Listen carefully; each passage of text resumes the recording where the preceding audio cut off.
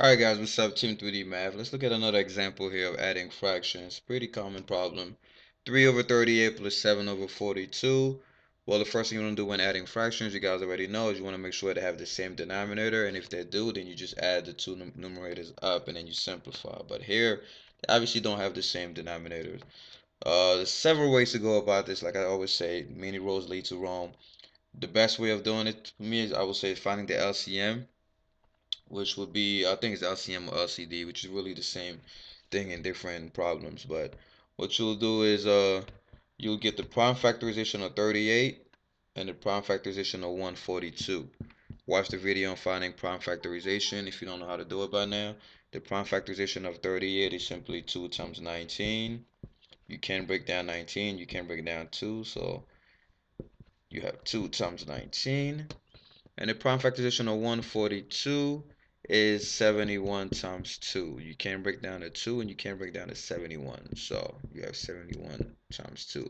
Next thing you're going to do to find the least common multiple, the least common denominator, is you're going to multiply um, your prime numbers. But you're also going to multiply them in the order of the. Let me speed it up. You have a 38 gives you 2 and a 19. This one gives you a 71. Oh man, I'm writing down. 71 and a 2, right? Now you don't want to repeat the same number. So you have 2 twice, you could just write 2 to the second power. You want to multiply 2 to the second power times 19 times 71. So pretty much you want to multiply the prime numbers of each of these. Once you multiply this, you'll find your LCM. But let's try it. But I'm not going to do that in my head. You must be crazy. So let's see, 2 times 2 times 19. Look at that, I'm using Windows calculator. Who uses that? Oh, wow. Why did I pick this number? All right, let's do it with a different number because this number is really fat. It could still work out, but it's too complicated. I want it to be an easy problem. Let's see. Give me something simple here, man. That's what I get for picking random numbers. 5 over 7 plus 3 over 2, which is a lot simpler, right? So you want to find the prime factorization of 7 is really 7 times 1. Prime factorization of 2 is 2 times 1.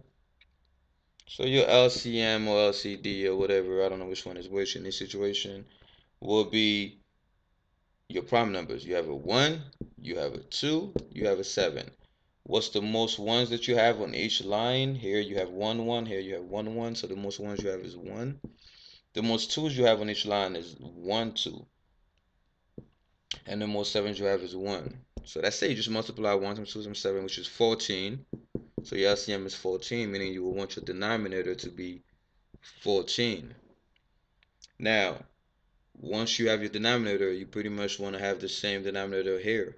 What do you have to multiply this and this by to get 14? So what I do is I normally put parentheses here and here, here, and here. Alright, because whatever you do at the bottom, you have to do to the top eventually in order for it to remain the same answer. So to find these numbers, you just do 14 divided by the number here. So 14 divided by 7 is 2. So whatever you put at the bottom, you put at the top. 14 divided by 2 is 7. You put a 7 here. Whatever you put at the bottom, you put at the top. So